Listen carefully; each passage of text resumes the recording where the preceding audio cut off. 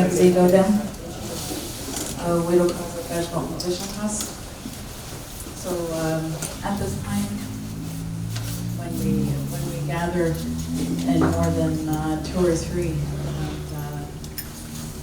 we usually give greetings to creation. So I'll begin with this first.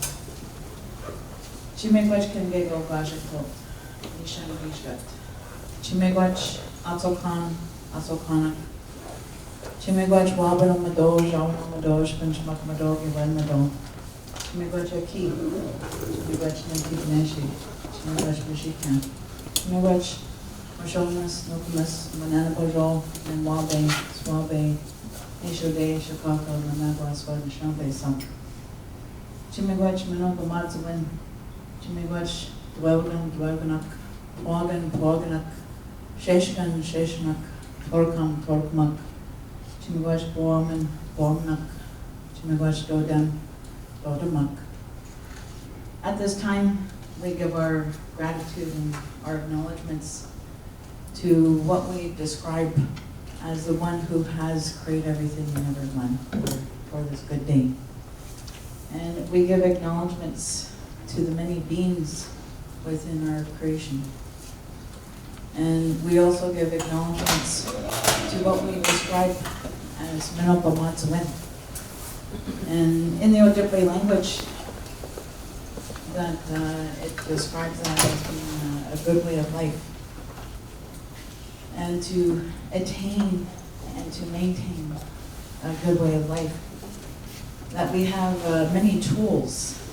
And so we describe that within our bundles that we carry, that we have different pipes and drums and shakers and sacred items that we uphold.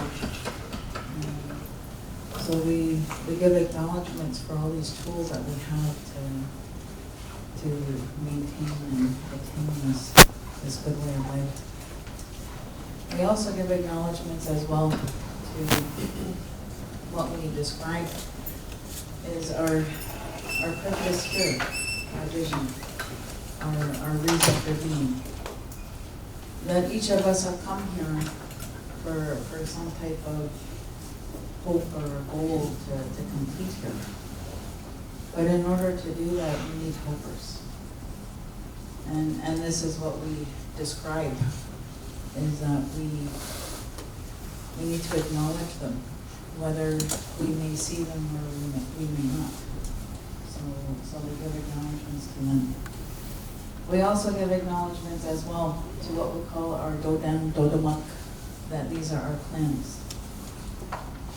And for us as Indigenous peoples, some of our nations around the world have these clans. And they're our identity. Some nations, it's how we do our governance. And some, that it's ways of maintaining sustainability within our communities. So we give acknowledgements because these clans, they also represent our families and our kinship, and as well our relationship with creation. So all of these things, this is what we give gratitude for.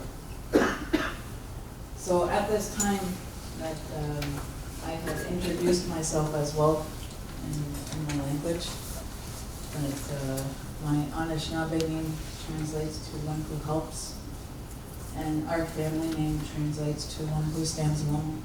And I'm of the Bald Eagle clan, and originally from Wasauksing First Nation, which is about 3 hours north of Toronto here. And our family has been along these shorelines for thousands of years. And we've been able to uphold our traditions and our cultures. So for us, when we speak of this land, that when talk about this territory that we're in, that there's many things that we attempt to do, and we talk a lot about today about reconciliation and what that means today. And this is probably one of the hardest things today is how do we do that reconciliation between Canada and the Indigenous people. So a lot of organizations today do land acknowledgements, and that is part of their reconciliation process. And so for us at U of T, that we do have our land acknowledgement. So it is describing that for us here at U of T, that we are thankful and we acknowledge the traditional territory that we work on. And for thousands of years, it's been a traditional territory of the Huron-Wyandot, the Seneca, and the Mississaugas. And today, this is now a meeting place for many nations across Turtle Island that call this place home. So for us here at U of T, that we're very thankful for the opportunity to be able to work on this territory. The other component when we gather more than 2 or 3 is that we smudge. And for us, this is a very important ceremony, and this is a purification ceremony. And like I had said last week, that some of our nations smudge, and some don't smudge. So for us today, we're going to be performing this ceremony today. So we'll be having sage being burned, and we'll do this now. So I was wondering if I could ask Nancy if you can come up and just walk around the room. And for those who would like to participate in the ceremony, we ask that if you're able, if you can. So as this will burn, and you'll see me and Jeff smudging here, but usually we start off with our hands first, and then we put the smoke over our heads and our bodies. And this is a very important ceremony when we talk about our well-being as human beings. And for us, we talk about a holistic approach in taking care of our well-being. That through this ceremony, that it allows you to take care of your spiritual, your physical, your mental, and what we describe as your chibuwan, your entire well-being. So for us, we'll start this now, and we'll send this mother in.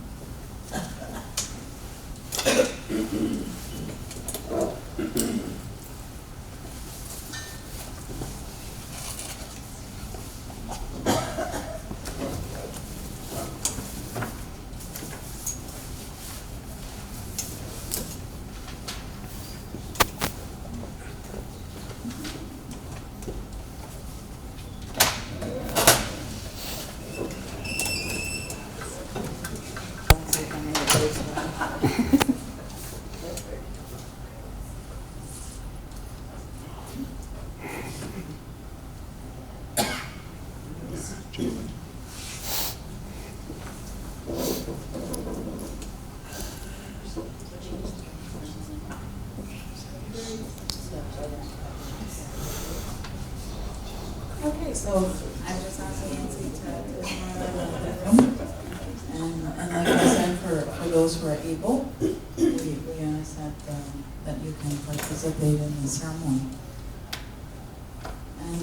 And like I said, that this is for us, when we begin our ceremonies, and that you'll see this very common in a lot of our events, a lot of our meetings and gatherings, that you will see different smudging ceremonies like this. And in a lot of public places, that you're seeing more of the ceremony being conducted today. And for us, we have different medicines that we may use for smudging, and each of them for us helps us in different ways. So this is for us with sage in particular, that it allows us physically to share, and to share in a good way. So again, I would like to welcome all of you here. That this is a very exciting day that we get to start in a good way here.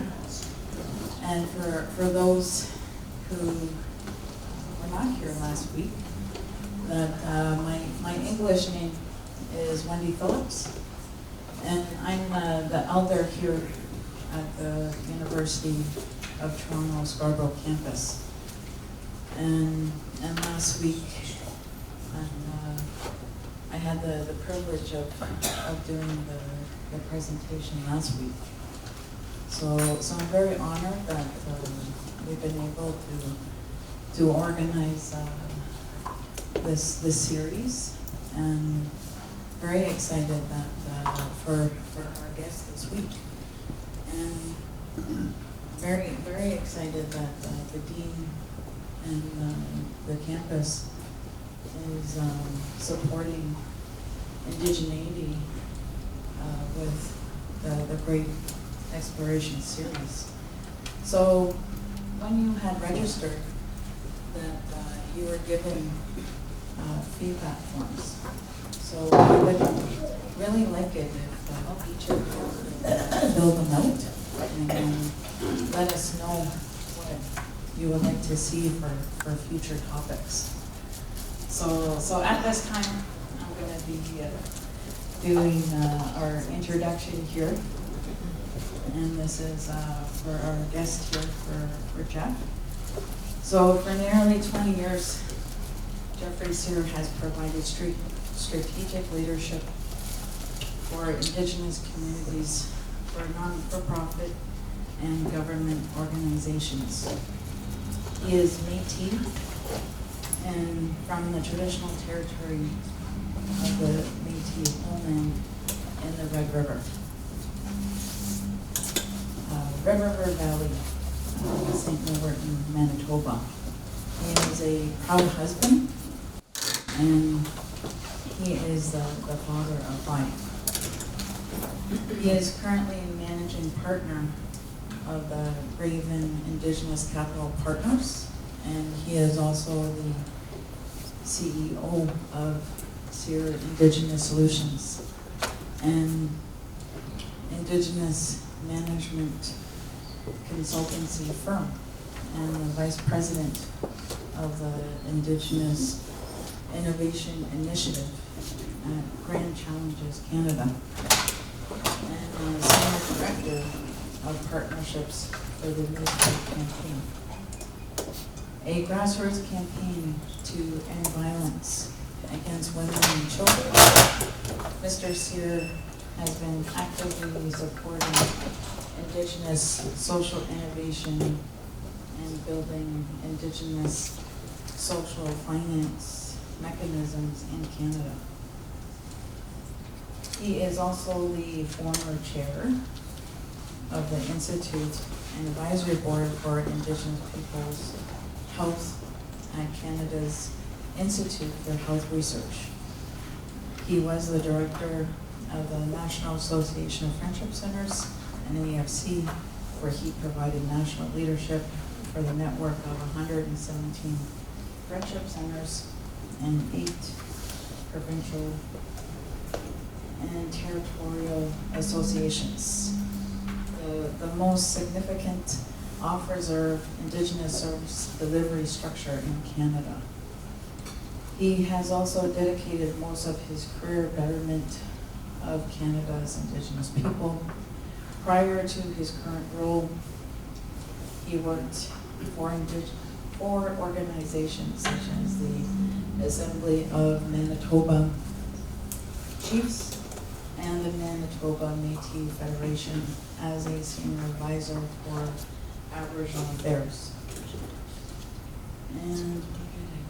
And additionally, he has stop there. And he has extensive experience in the Privy Council office on federal and provincial negotiations and the implementation of Indigenous rights. He previously served as a director for international relationships for international policing for the Royal Canadian Mounted Police. His talk today is Reimaging Reconciliation, Social Finance Answers the Call. We'll discuss the belief that reconciliation happens through very practical measures that solve common problems in the lives of Indigenous peoples, empowered Indigenous actors, shift the power dynamics and put decision makers in the hands of Indigenous peoples. So at this time, we would also like to also say that, for some basic housekeeping, that we do have a registration table out there. And so anything that, if you have anything that you need, that you can let Nancy or Rhonda know. And the washrooms are just outside here. And as well, there's refreshments in the back. And then we also have parking passes. So if you didn't receive one during your registration, we asked you to talk to the ladies to get your pass. And then, like I said in the beginning, that each of you were given a feedback form, and we ask that you fill out those forms for us, that they allow us to do our work here and to be able to include you in future planning. And then for next week, this is for April the 16th, we're also going to be having Mark Cadet, will present on coming to terms with changing nature. So hopefully there's a flyer out on the table, and if you don't have one, we ask that you're able to please take one. And then at this time, now we will ask Jeff to come up here and ask everybody welcome. Thank you. I know, it's too long. It's too long. So obviously I never sleep. No, I'm just kidding. Good morning, everyone. New technology for me, so I'll have to use it, which I'm sure some of you are familiar with. So I'd like to pay my respects to the traditional territory Treaty of the Dish with One Spoon as well, the Haudenosaunee, Mississauga, Huron-Wendat people. As Wendy said, I'm from Manitoba, been transplanted to the unceded Algonquin territory of Ottawa for the last 17 years. I was headhunted to come in and work for the federal government back in the day, and spent some time, about 11 years with the federal government at senior positions, both through the Martin government and the Harper government. So pretty dramatically different governments, but story for another day. So, is this working? Can we all hear me? Well, it looks like it's on, but it's not working. Anyways. Hello. No, it's not working. I'll shut it off, turn it on, because I want you to hear. It's green now, but I don't know. I don't know if that, you shut that mic off just in case? So it doesn't, oh, this one's for the video. This one's for the PA system. Hello, yeah, I was confused too. I mean, I can project and you wave at me if you can't hear very well for that. So I'm glad that you're my captive guest for the next while here, an hour and a half, because the thing that I'm going to talk to you about in essence is an innovation. It has a lot to do with both Indigenous energy sovereignty, Indigenous rights, but also climate change, adaptability, different ways of funding things, and different ways of acting in this space. Now, I gave this speech at Oxford, I gave this presentation at Oxford. Speech sounds so grandiose. I gave this presentation at Oxford. I was guest faculty there in November on social finance tools. And I didn't know who the crowd was here today, so I'm going to and it occurred to me when I was listening to something on the radio, when I was on the rowing machine the other day, trying to keep fit, is that I need to give context about why it's important. Because otherwise I'm just going to jump into a bunch of detail. And what I am going to do is I'm going to tell you a story. This whole thing is going to be a story. And I wrote it like a Shakespearean play. So it's somewhat entertaining, I hope, as we go through it. And I just want to mention one thing. My traditional name is Kinu Kinu Inane. It was given to me when I was 17 years old. It means Eagle Man Leading. And I'm still trying to live up to it. You don't always know what it means. I think it means I'm supposed to lead things, but you know, the elders will tell me when I'm off base or not. So what's weird for you is that I'm a fund manager now. I manage an impact investment fund and social finance tools with my business partners out of Vancouver. And we created it in response to the lack of equity capital in the space for Indigenous people. They just can't access money the same way, social entrepreneurs and enterprises. The systems have inherent systemic racism and bias built into them.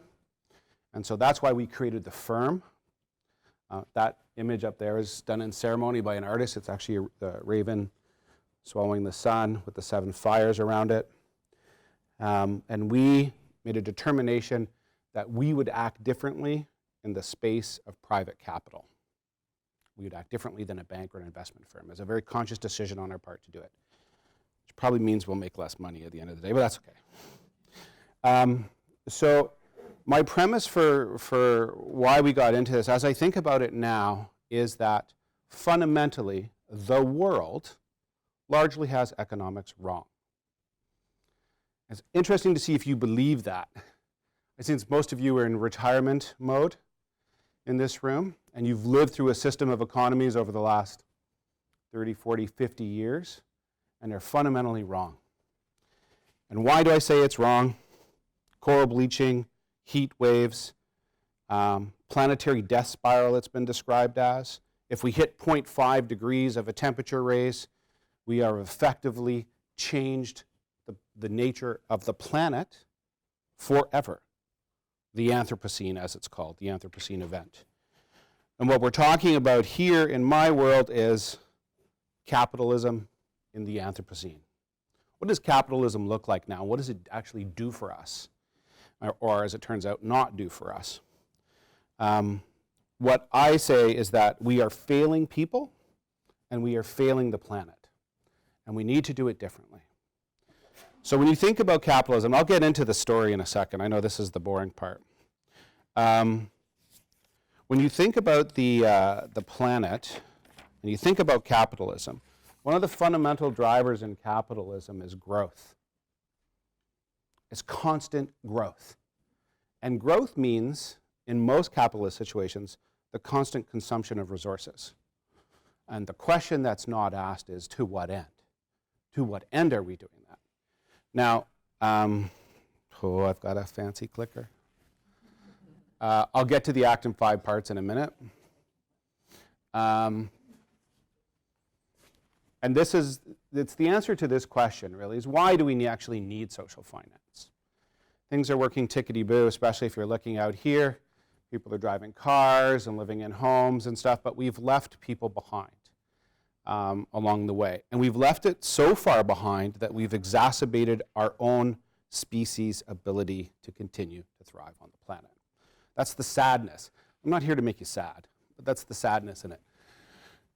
James Galbraith said, markets are really good at a lot of things. They're really good at generating wealth. They're really good at sparking innovation. But two things get left out in modern economies and modern markets. It forgets or ignores the poor, and it forgets or ignores the future. And clearly we can't forget the future. Hence we have a problem with the environment. So in the example that I'm going to show you of the things we've been working on, that's the driving force behind the things that we're doing as a new Indigenous financial intermediary. That's the terminology. It's boring terminology, but a social finance organization that we've started. So this is the why question. There's urgency in it. There's great examples of how we can do things differently. We have technology that does most things differently. We can effectively generate energy at zero to no impact on the earth. We don't, for a variety of reasons, mostly money, but we also need to reorganize the way that we act in this space. How do we act? Where do you place your investments? Where are your retirement funds? Do you know what they're doing? Do you know what they're investing in? I'll give you a little story. In Canada, when they settled land claims, a lot of Indigenous nations, a lot of First Nations in particular, and Innu nations, settled land claims. $300 million, $200 million land claims. And they put those land claims in a trust and a fiduciary for the people to generate wealth on an ongoing basis. Definitely the right thing to do. The problem is the trusts themselves are very narrowly focused, set up by a bunch of people from Bay Street who went up north and set up trusts in a very traditional trust sense, right? Very traditional economics. What happens is those trusts are managed by fund managers, kind of like me. We don't do that sort of big stock market fund stuff.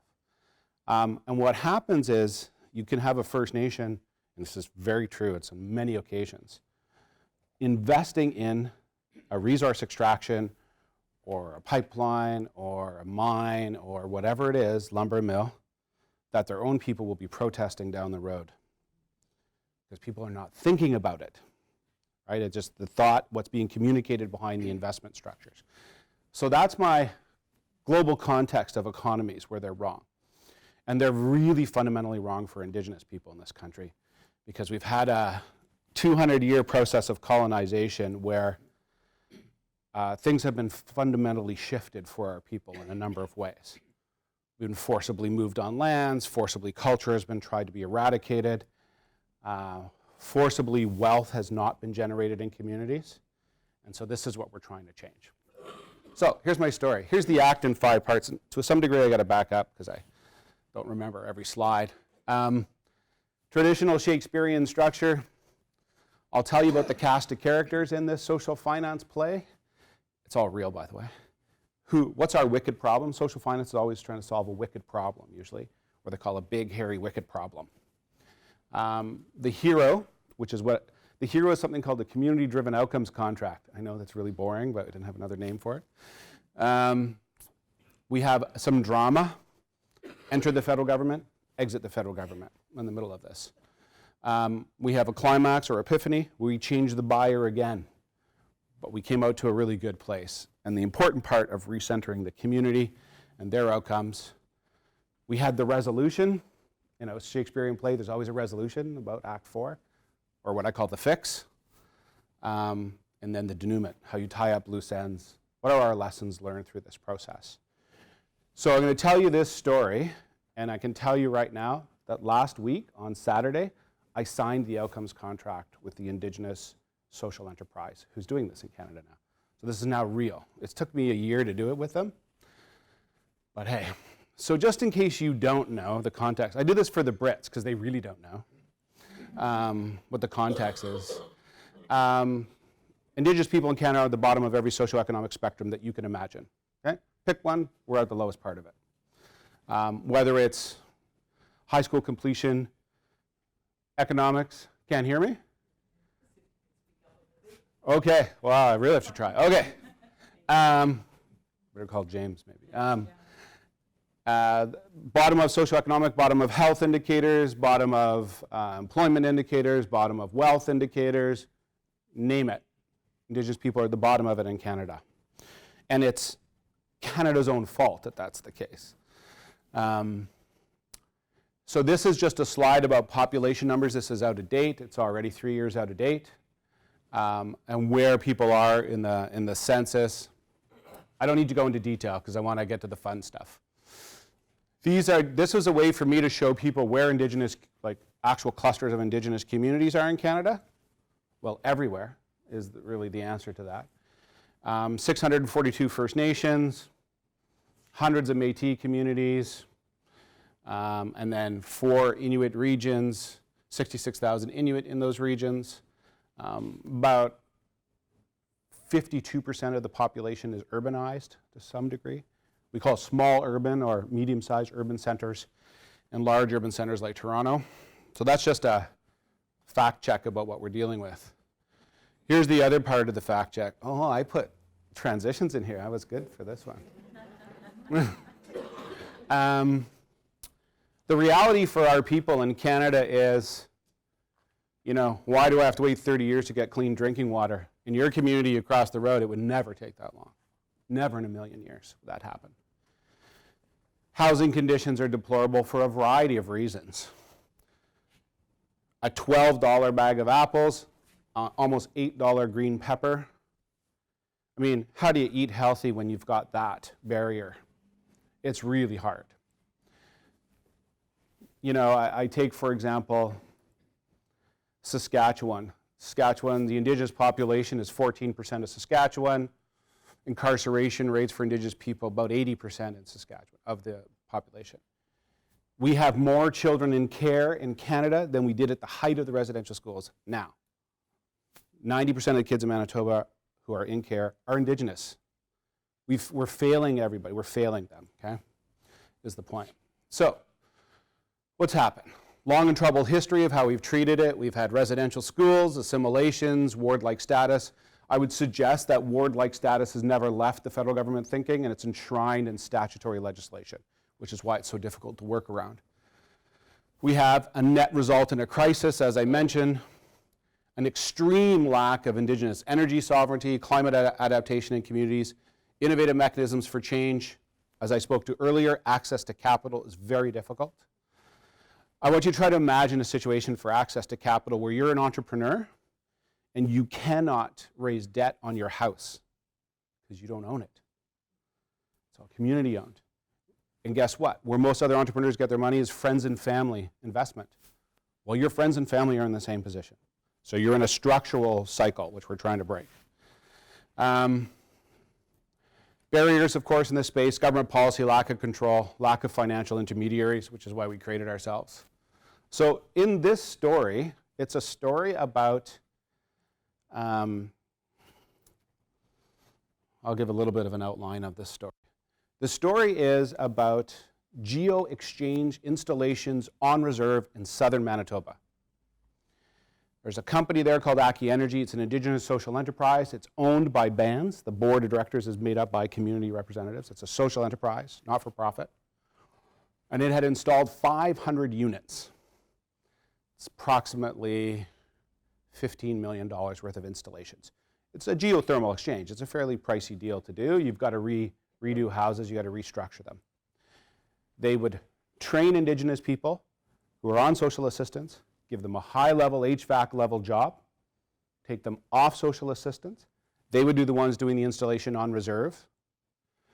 The money to do for the installation would be fronted by the hydro utility, and we'd be paid back through social assistance savings on their energy bill. It's a fairly elegant system until the government of Canada said, you can't do that anymore. We can't pay capital based on, although you've done 500 units, which is no small number, and although you get a 50% energy reduction, and that saving goes to the government of Canada, it's a policy leftover mechanism. So this is where we come into the picture, somewhere along the way. So here's the cast. 4 on-reserve Manitoba communities, Aki Energy, who I spoke of. McConnell Foundation is it's Canada's largest national foundation. Well, second largest now, MasterCard's now the largest. Raven Indigenous Capital Partners, who is us, we didn't exist at the time that this happened. We did shortly thereafter. The Government of Canada, Privy Council Office, Indigenous Services, Community Foundations of Canada. I think you all know what community foundations are. Brampton, Toronto Community, Winnipeg, Hamilton, they all have their own community foundations, which are philanthropic charity organizations. And is the community-driven outcomes contract our hero in this cast of characters? I argue it is. So this was for those people. Who are we? I already explained we're Raven Indigenous Capital. I'm going to try to get through. That's just what we do and why we do it. It's not super important to this storyline, but I would say you need an Indigenous financial intermediary to make it happen, because it ends up being all about relationships. As they say, success happens at the speed of relationships. So here's our hero in this story. I'm going to kind of watch the timeline. And these are very important words, which is why I paused this. Community-driven. Does anyone know what a social impact bond is? Everyone heard of the terminology? Okay, so it is, they came about 15 years ago in England, 16 years ago. The first one was at Peterborough, was a recidivism impact bond, where private companies would agree to come in and put capital up front to get an outcome at the end of the day and a rate of return on their capital. 4%, 5%, 8%, whatever the rate of return is. The outcomes buyer, who's generally the government, would agree to pay it only if you were successful, only if you actually achieved your outcomes. So the risk was shared in that SIB. Okay? It's an innovative financial structure to get at big social problems. Today, there's 127 active SIBs around the world. There's been 3 in Canada, and the recent Ford government shut down number 4 and 5. They were ready to go, but they shut it down for whatever reasons. This is a take on SIBs, which flips the paradigm about how social impact bonds work. The one issue we have with social impact bonds is those who have the money decide what gets done. Now, that's normally how things work. Those who have the gold make the rules, sort of thing. But in this case, what we have is, like in traditional programming, if you're not community-centric, if the community doesn't own it, your success numbers are really low. Community need to own it. This is especially important in the Indigenous community, where people need to own the intervention.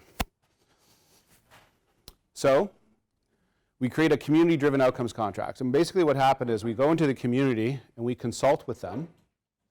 We didn't. Aki Energy did. We also went in. But Aki, the secret of Aki is their relationships with chief and council, band people on the ground, their credibility as an organization to do basically the construction of energy-like initiatives. So this is what I explained to you sort of briefly before is, hold on a second. Oh, look at this. I had a pointer. I don't know, you probably can't see that. But so we have the way that this works is we have a community that has a need. We have a social enterprise in some capacity, and this becomes really important, the structure of what this thing is, that either builds other social enterprises or addresses the need through some sort of what we call an intervention. We have a financial intermediary, which is us, in this case, Raven Capital, outcomes purchasers, I'll talk about that, who they are in a minute, and investors. And so what we're doing is we're addressing the community's priorities. In the later iteration of this slide, the community ends up going into the center, so that we keep coming back to what the community wants and needs and is led by them. One of my elders told me, when you do funding for Indigenous communities, the most important thing is you need to fund what needs to be funded, not what you want to fund. Because they have a much different idea. Oh, hey, well, look, we need to have a daycare program, and that's how you get increased employment. And the communities know instinctually what's needed inside communities, as you do in your communities. So what's the key about this is all about the relationships. And it took a while to build these relationships over about a year period. Who is Aki? I just sort of described to you who they are. These three, That's Bo. I met these guys. They're doing a geothermal installation, a geo-exchange, which is a 6-foot down trench running a biodegradable liquid through. You know, heats in the winter, cools in the summer. It's got basically a water furnace / water fan inside the house, and you get a 50% energy reduction. It's not really scientifically advanced. It's very effective. And it works on reserve because they got lots of land. And it works in the southern part of Manitoba, Saskatchewan, Northern Ontario in particular. So as I said, they've done about 500 homes as our character in this. They've also done biomass lakebed geothermal in diesel-only communities. Manitoba's got some of the cheapest energy in Canada. So one of the tricks you'll find to this is making this work in Manitoba is a really good thing to do, because you took this to Ontario, your savings would be through the roof by comparison. I kind of explained what does the intervention do. I didn't fill this out because I designed this for some business executive students. There's a whole bunch of other impacts that I'm going to talk about later on. The major impact is people employed on social assistance, $5 million of direct investment into the province, 50% energy reduction costs, and you get a GHG footprint saving. You get a bunch of other things with it, which become really important because it's a different way of thinking about financing and economics. Because normally you'd go, what does it cost to install a geothermal unit? $27,500 per home, approximately. But what we're getting people to think about now is there's a whole bunch of other things that are going on that we want to invest in. And that's where you get your buyers. So here's where the story really gets going. Conscious of my time. So Aki's in full swing, as I said. They did 500 units, $18 million worth of work, enter a policy barrier by the Government of Canada. That policy existed, and they'd made an exception to do the 500 units, and then all of a sudden decided it no longer applied. You know, when we got into a process for this, we got into a set of meetings through what they call a peer-to-peer input process with Aki, who applied for a fund that I had set up and were denied. Why? Because they didn't need the money. They needed a policy change. So it was not important in that case too, and I think I covered that in this. So we created a successful pre-seed fund. Aki's not successful. They're really good guys and gals, but they were not successful recipient. We did a peer-to-peer input process where you basically take an unusual cast of characters, you throw them in the room, they say their problem, they turn their back, and we talk, and they just listen without getting engaged in a peer-to-peer discussion. Unusual cast of characters becomes really important. There are people in the room who we were there at a meeting we were having for a variety of other reasons, and they came into it. Enter a whole bunch of new actors who were not involved with Aki before. McConnell Foundation led the peer-to-peer input process. Community Foundations of Canada, that's the national office out of Ottawa, said, this is ridiculous. We need to solve this. And we came along, and the Government of Canada at the beginning were super interested. At the center of government, at the Privy Council office, how do we fix the problem? Because this is, I mean, people think that Ottawa is kind of acts like, I think sometimes people think they act in a uniform way, that everyone knows what everyone's doing. This is never the case. All my years in government, it's too busy and too big to actually make a conspiracy actually work. Like it just, like you give ourselves too much credit if we think that. So we enter a series of meetings. The first thing we do is we go to those communities in Manitoba and we sit with the communities. We hear what they want. The most important thing is to kind of ground ourselves in, are we actually doing the right thing for the right reasons? We had no predefined outcome. We did not know what was going to come out of this lab process.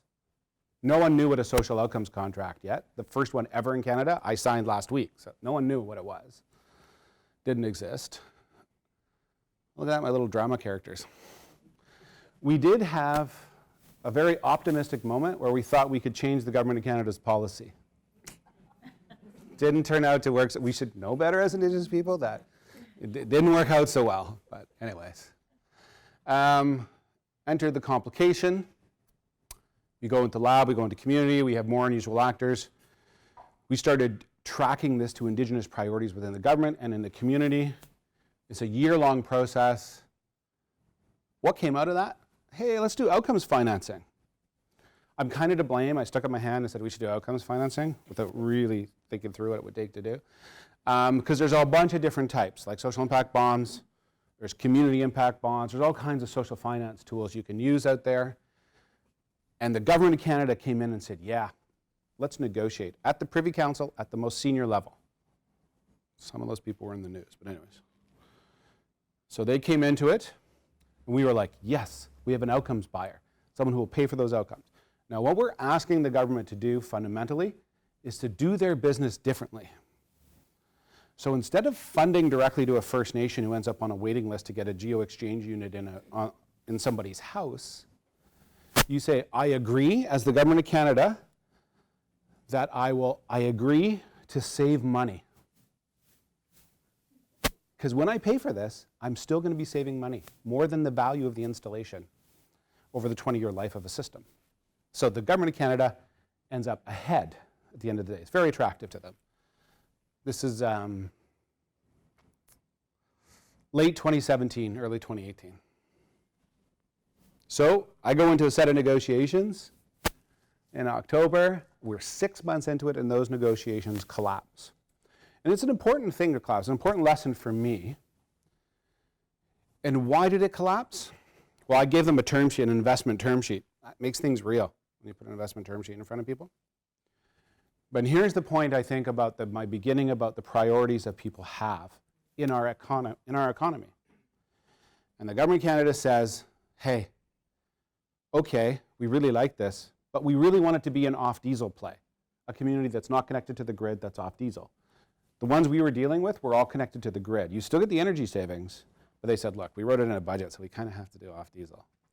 My answer was, no, you don't. You need to do the one that works, and you need to not say to this community here, who's 400 kilometers from that community, that your priorities are not the same as that community's priorities.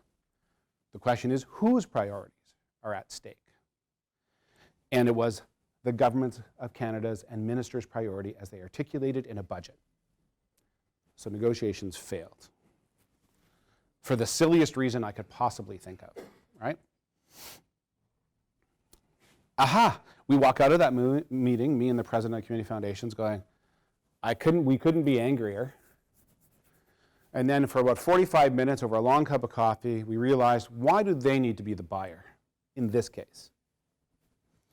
And then Community Foundations, much to their credit, steps up and says, we'll guarantee the $5.1 million.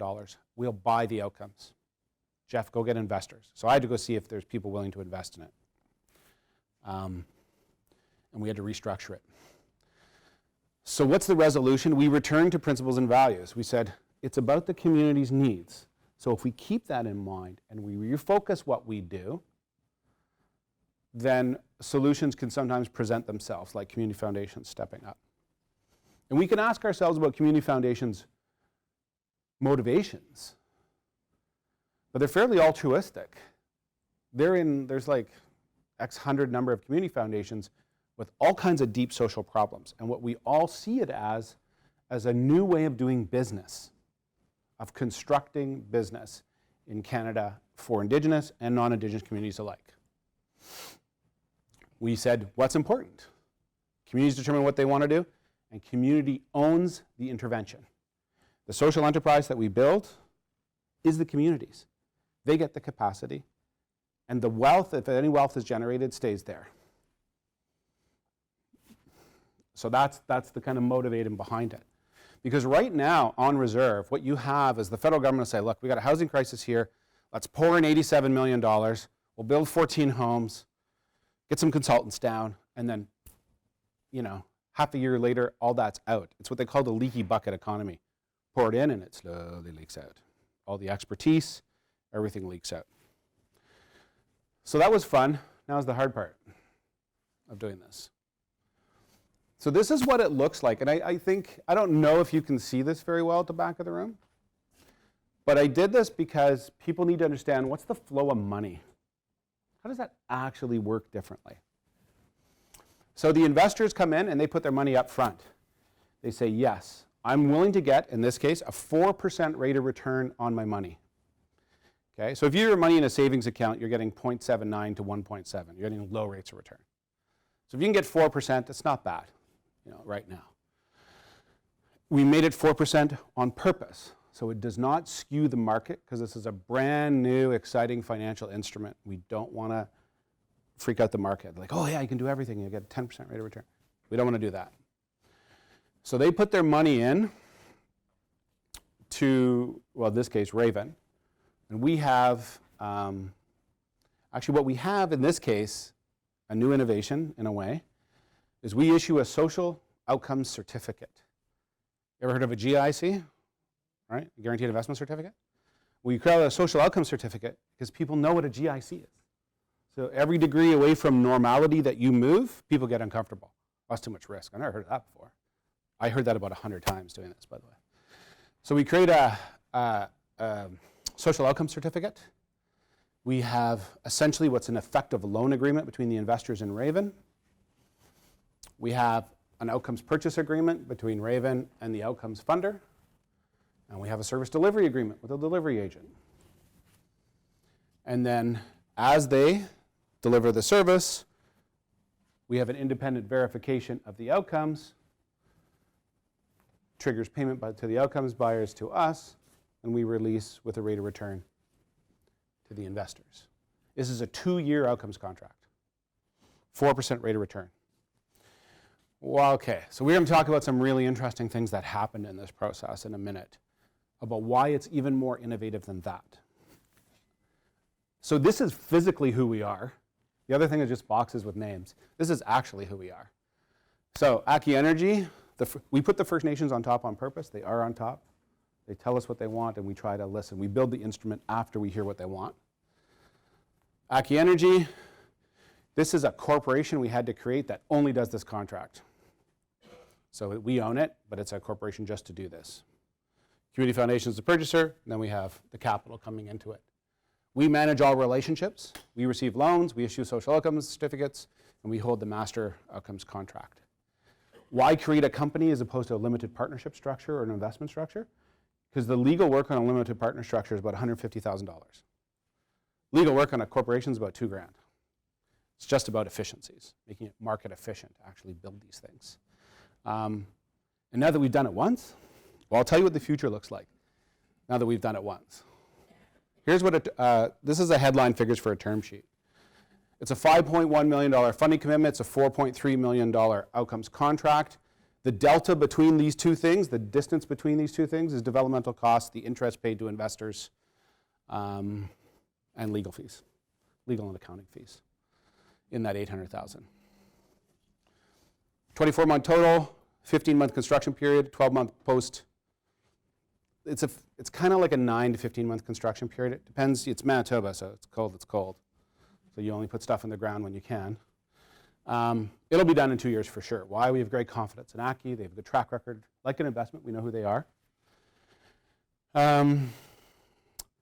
We focused on this as our energy savings direct investment, but there are other outcomes, and I have another slide coming next, and I'll go through it.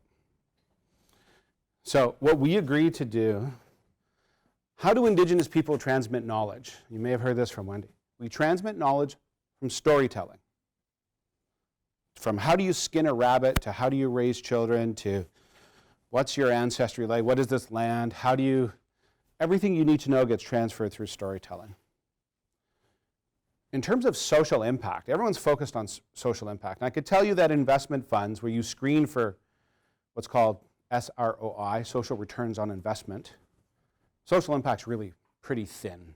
If you actually ask your investment advisors to tell you what the social impact is, they're going to have a really hard time doing it. It's a pretty thin screen. You know, is it a social impact investment if you invest in Starbucks because they no longer use plastic straws? It's kind of weak. I think we can do better, sort of thing. Here, what we've agreed to do is go into community and harvest stories from community members who, A, for the first time in their life, may be 80 years old and get air conditioning and heat through geothermal, have their grandchildren playing at their knee, which we have seen, because grandmother's house has air conditioning now, and all of a sudden you're transmitting knowledge between grandchildren and grandmother, which is super critical to have that transfer of knowledge. People who had a job, haven't had a job. Some of these reserves have 60, 70% unemployment rates. So all of a sudden you're certifying someone with an HVAC level certification. That's a huge investment in people. In this contract, it's only 10 people, but 10 people off social assistance with this sort of certification and job level experience for 2 years is phenomenal. Because of Aki's work, the greatest number of geothermal installers in North America are in southern Manitoba on reserve. Weird, but it's true. It's how it works. So they're now outsourcing their skill sets to others. So, wow, that looks complicated. It's not really. It's the same slide in a different format. When you pitch to investors or investment committees, people have a very built-in biases about what they need to look at. So we create the stuff in a different way to look the way people think it should look. It's a lot of work, but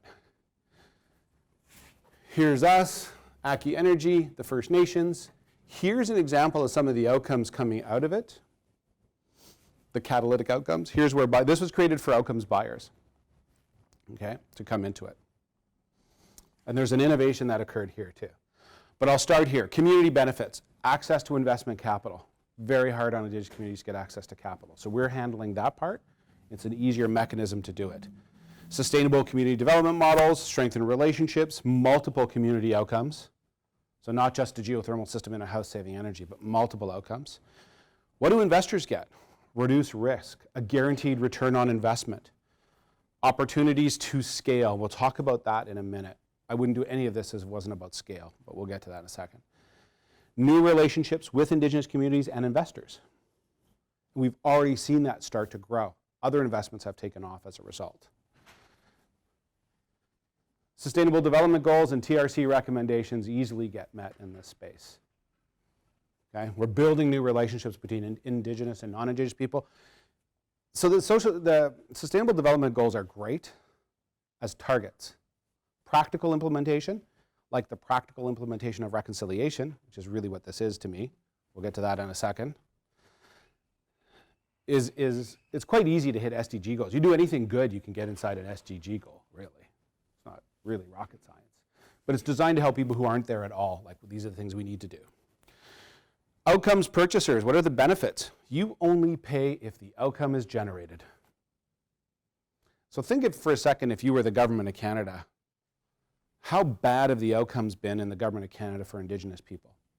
So in the last 3 years, a stable budget for Indigenous affairs in Canada was just over $8 million combined. In the last 3 years, that's been increased by $17 billion over the last 3 years. And that is not enough.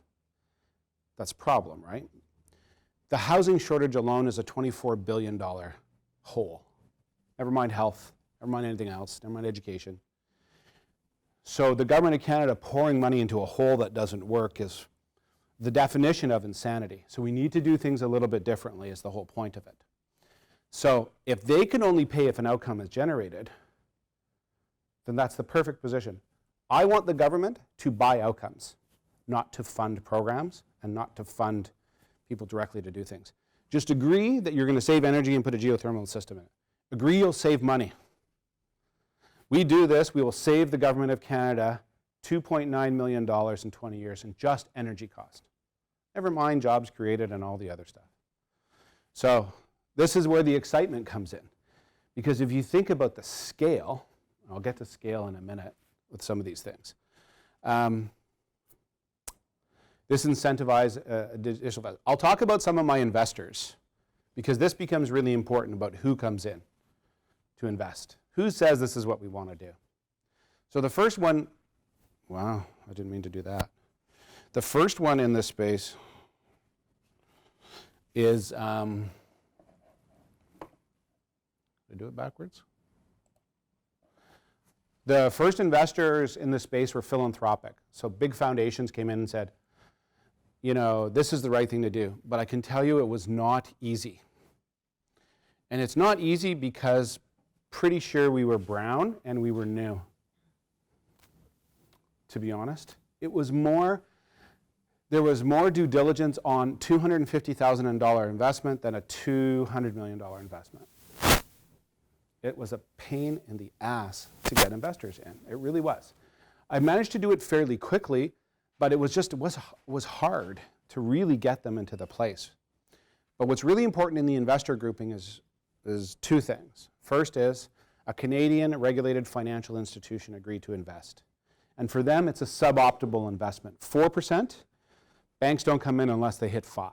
They can't recover their capital in the right way.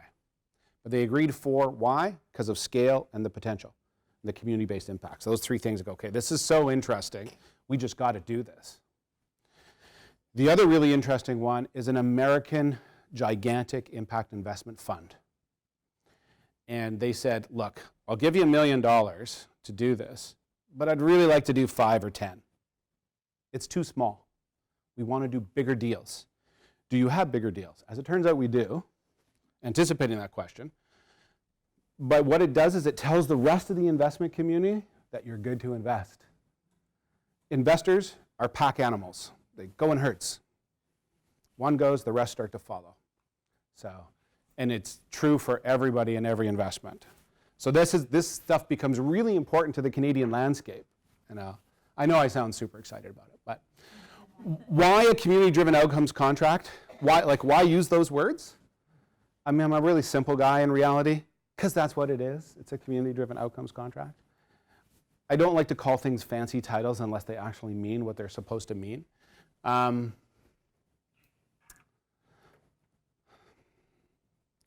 So one of the things that came was when the outcomes purchaser, community foundations, came on this journey with us, they realized that fundamentally, and this is going to apply to everything non-Indigenous too, that we need to properly incorporate the values of the community in the things that we do for the community. And this should be in government, provincial, municipal, federal policy about how we do things. A lot of social impact bonds are done at a municipal level, by the way, very successfully at a municipal level. Innovation at each step. Innovation in relationships, in outcomes measurement process, and contractual structures. I wonder where I end this thing, because there's a couple things I want to communicate with you on this. Oh. Remember when I talked about the peer-to-peer process where it all started? And this is how it actually looked to last November when I presented this. It seems long. It was really short in reality. And like I said, last week we signed it. They're putting geothermal units in the ground this week. So it's a live deal. Things are really happening. This is the pitching of investment committees, my least favorite thing in the world. I mean, I went to Foundation House in Toronto, sat in front of 17 people from different foundations who formed a collective. Thank goodness they formed a collective because it makes it easier. And pitched them this idea. Had to convince them. And those people they've been granting money in this space for decades and decades. They've been giving money away in this space. And we're just saying, just don't give it away, invest it. Now, so when we talk about, okay, I'll finish my presentation and I'll come back to the things I want to get to. So traditional epistemology is driving our processes. And where we are now innovating is, so we're harvesting stories, but we're using young Indigenous women in a social enterprise program at Red River College to go harvest the stories, to teach them the skills to be involved in a social finance tool. We're using Indigenous contractors. We're building local economies. The piping and stuff is built in Manitoba, stays in Manitoba. There's good stories, right? Outcomes purchaser this is a big innovation, agrees that they don't need to know every outcome at the beginning of buying the outcomes. So you think that's weird. So they agree that 125 geothermal units is a proxy for social outcomes. And they don't need to know everyone, because we're going to go in after the fact and collect those, and we know most of them because we've seen it before, but now we can go collect them from people. Like the story about the grandmother who gets the chance to spend time with her grandkids, which she didn't before. Oh yeah, the social outcomes certificate, that's not such. So here's the things that we've learned doing this. Relationship is everything. We apply radical transparency. If I have a discussion with an outcomes purchaser, I go tell Aki Energy, the guys on the ground doing the work. If If I have a discussion with an investor, I tell them who the investor is, and I tell the investor that I'm telling Aki. It's taken away half the problems. Everyone knows I'm talking to everybody on this. Center the people, build the tools, a lesson right off the hop. When you're going to do new economies anywhere in the world, find the people that you want to do it with, and then work backwards to build the tool. Well, it's my philosophy. Yeah, values and relationship. There is a desperate need for intermediaries, people who play the role that we're doing between different angles, and they need to be supported to do it. Perceived risk is what they call perceived risk versus real risk. So when you go to an investment committee, they look at it and go, oh, where's the risk in this? Well, the management team's new. They haven't, the terminology they use, they haven't been bedded down together for a while, working in a team. Like, they look at all the risk factors. 90% of it's perceived risk. It's not really risk. It's not really there. Yeah. If you do innovation, it just times your timelines by 3 is generally the rule of thumb now. So this number 8 here is critically important for me. I just want to see what's at the problem of data. Yeah, funny, the non-Indigenous, whoa, that kind of came on for a second. The non-Indigenous organizations involved in this said, well, how are we going to know? Well, you could just ask. Go into community and ask. And there's this anxiety and fear of being in community. Just asking people, what does it mean to you and how do you feel the effects? So that's kind of funny to me because I've done so much community work. But the problem of data and market efficiency, these two are a little bit connected. And I think this is the end. Oh, no. We're okay time-wise. I'll come back to that. I think I've covered most of these things. I mean, we'll have to come back to the big picture stuff. So when we put this together, there's a lot of words on the screen. But when we put this together, there was an intentionality. Everyone was involved to build something that is systems changing. You will change the system once you've done it. It'll be catalytic. So this slide states in Manitoba, Saskatchewan alone, there are over 10,000 homes that meet the criteria for this sort of installation. That's on reserve homes. Okay? We just got an audit back. There's now 20,000 only in Manitoba. So that's 125 units at $5 million.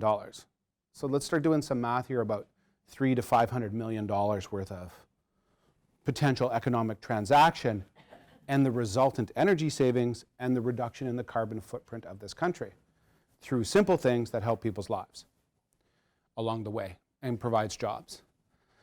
So this is what we mean by changing economies to outcomes thinking. It's not really hard to do at the end of the day. What we want government to do is to be a purchaser. Just agree to buy it. It's the one thing government actually knows how to do, is to buy things. They do it a lot. They can buy stuff, and maybe not airplanes, but otherwise they can buy things that we know of, right? Trouble with, I think the whole defense side of things has got some issues. So what this also does is we've primed the market, and that's really where I want to talk to next. So our key objective is to build, de-risk, and simplify pathways to scale. These are big problems. You know, energy sovereignty, GHG footprint reduction, jobs for people who would otherwise have a really hard time finding jobs, multi-barriered clients, massive savings to the government system. Those are your tax dollars we're talking about. My tax dollars are your tax dollars at the end of the day. Canada is kind of nascent in the social finance space. We're really not very mature in that space. Some of it comes out of the Mars Centre in Toronto. The problem with the Mars Centre, it's in Toronto, and so dealing with Indigenous communities is a tough go for them. They're good people though, but it offers alternative to communities seeking a way out of economic, social, and health crisis. Now you're thinking health, so now this is where, wow, I had more slides. Okay. So this is part of where I was going anyways. So as soon as we got into this process about 5 months ago, we were approached by the government of British Columbia, can you please do a green energy lab in BC? The government of British Columbia, so it's a provincial government entity with Indigenous people, First Nations, federal jurisdiction. You get the kind of interesting thing that's going on here. And they will fund it, and they have funded it. And we've done three of the labs in BC. It's a 4-tier process. We've done 3 of the 4 tiers. With 6 First Nations, it actually turns out to be 4 First Nations. And I think I'm up to Bella Coola, which is off the coast of BC. It's a diesel-only community. It's 2.7 million liters of diesel per year just for energy production. Now, the problem with global warming and climate change is that when you have diesel facilities that were put in a long time ago, and you have shifting, the shifting earth, either through, tundra melting or, for climate change purposes, all the connections at the house start to crack and leak. So contamination is widespread, and the fix is massive. So if you were to put the new energy efficient diesel generators in, that's like $45 million for one generator. Like, they're massive pieces of equipment that are out there, and you're just doing diesel still. So we had a report last week. Did anyone read the report last week that came out?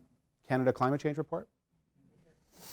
So we're now twice as fast as any other country in the world in warming and climate change impacts. So we need to do things all over the place to actually make a dent. So we're in 4 First Nations. It's a combination of, that's a $15 million run a river in Bella Coola that they want to do as a social outcomes contract, a solar biomass and PVC. Biomass is where you burn, usually spent firewood. Guess what? We have a lot of spent firewood in Canada. One of the communities wants to do a biomass on spent firewood without another forest fire in northern Alberta. They have enough spent firewood for 200 years. And that's both heat generation and electricity generation, and biomass units can do both. So we have ways. I always say the technology already exists. It's not really technology. It's about social movement and social action in the space and the willingness to do things. I'll get to the food one in a second. Massive corporate entities have now approached us. Like, really big. Do you have 3 projects? I'd like to do about 80 million. Like, we get those sort of conversations now. We're like, oh, okay. We need to hire a bunch of people. We're going to try these things. But they want to go. They're looking for investment in vehicles that are social finance based, that are high impact. I bet you in 15 years, every piece of the word impact investing won't exist. It'll all be impact investing, the way things are, the trajectory is leaning towards. And I see people like BlackRock, TD, RBC, all the big finance company, OMERS, others, all moving to the impact space. So if you look at what's going on in that finance investable space. In the first outcomes contract, the foundations, of the 8 investors, 5 are foundations. And they have said that any profit they make, they will turn around and re-put into Indigenous social enterprise. They'll re-grant it or reinvest it. So it makes it a closed loop financial system. So if you're concerned about profit, I wouldn't be, because they're just putting it back into a system that's just generating change again, which is what we need. There's $7 trillion of private capital in the market. We need some of that inside Indigenous communities in my world and in social impact. What's another thing that's going on? Government of Canada has now passed general terms and conditions for every department of the Government of Canada. Most departments don't know this. I have to tell them because they don't know it. In 2017, they passed general terms and conditions where every department of the Government of Canada can do outcomes payments, pay for performance. Well, we call this pay for performance. So pay for success or pay for performance. They all now have the ability to do those contracts. The people in those departments just need to ask. So, and yesterday I was in an Indigenous diabetes reduction lab. So my father's diabetes, 4 of his brothers, he's 11 siblings, 4 of his brothers have diabetes. My mother's side has diabetes. It's an epidemic in our communities for a variety of reasons. And it's not just about eating better and exercising. It's very complicated, actually, how it works. You actually have to have access to those things and education about those things, the economic ability to buy those things. Funny thing, and they did studies in Indigenous communities very recently over the last 2 or 3 months, and price is not the issue. Turns out it's access, it's other things. You know, they open up the northern stores, which are the former Northwest Company, if you remember, the fur trade company. The northern stores are owned, the 110 northern stores are owned by the Northwest Company. Northwest Company has a sweetheart deal with the government of Canada to subsidize every one of its stores in the north to bring in food for northern Indigenous communities. What kind of food do they bring in? Kraft dinner, Coca-Cola, and sugar, as it turns out, is an addiction. It's like heroin, like it's an addiction. Dopamine centers go off in your brain. It's a long and detailed sort of thing about how you get to diabetes. We were approached about 4 months ago by the Lawson Foundation, headquartered here in Toronto, and a great group of people, and the Government of Canada Indigenous Services, FNIB, the First Nations Inuit Health Branch. And they are funding a diabetes reduction lab. Day one was yesterday, so I just got out of that lab with about 7 medical professionals, food system specialists, and we were doing what's called a system mapping exercise. What systems are we dealing with? How do we make the change? So about a month ago, I went out to PEI, to Lennox Island, and Abaquith, the 2 First Nations out there. One of them small, 600 people in the First Nation. And I said, how many people do you have on First Nation with diabetes? So 40 people. Okay, that's not so bad, 640. The Canadian average is 4.6%, by the way, of the population has diabetes, type 2. We talked to the health professionals at the health clinic, the Indigenous health professionals working with it. They believe now over their testing that 90% of the community is pre-diabetic. So that's shocking. But what's really shocking is, do you know what it costs to actually manage a person with diabetes in the Canadian healthcare system? It is astronomical. And now you figure into remoteness of Indigenous communities, it's even more astronomical. So the savings you saw in energy for Aki Energy side, the health stuff blows it out of the water. And it's much more prevalent. And we have examples now in Sweden and Israel and in the United States where they've done a social finance and a social impact bond, both on reducing diabetes, both having success. So the factor is, if you can enter someone into an intervention, healthy food, lifestyle, coaching, training, whatever it is, and if you can get them in a healthy intervention for 2.75 years, if you can prevent someone pre-diabetic from getting diabetes, you've got them for life. You've made the change. The research is out there. People have changed their eating habits, their diet habits, and so you've got them in this space. And so the interventions in a social outcomes contract, which we're now proceeding with, probably about $25 million to do it. 2 First Nations in PEI, 4 in northern Manitoba, have volunteered, stepped forward to do this. So for the next 6 months or 8 months, we'll be figuring out what the costing is. It's a pretty complicated spreadsheet, I'll give it to you, to actually do these things. But there's so much, like, again, we know the technology. We know what causes diabetes, we know how to treat it. So, and just for your information, big international pharmaceutical companies who make insulin have now come forward and said, we're interested. We would rather not be making insulin. Because obesity is an epidemic in most countries of the world. Not in Indigenous communities, in Canada, in the US, as it turns out, in Sweden, who's about to do a $50 to $80 million impact bond on reducing diabetes through healthy lifestyle interventions. Issued through a bank. Super cool that they're doing it through a bank, because that actually makes it easier to do it through a bank. So what we're talking about is a social finance, social outcomes tools scaling.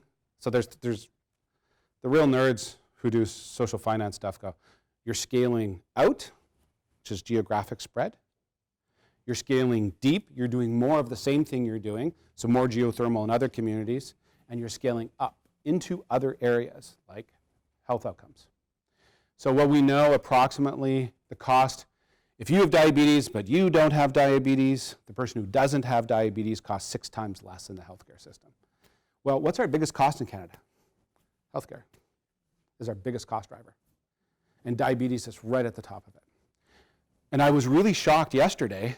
I had a revelation moment. I have all these revelation moments. Sitting with a doctor who's been working in Indigenous community for about 15 years, and another person from the Public Health Agency of Canada said, Well, not only will you get that, but everything that you do to intervene on diabetes reduction or pre-diabetic diabetes reduction actually works for cardiovascular and cancer reduction too.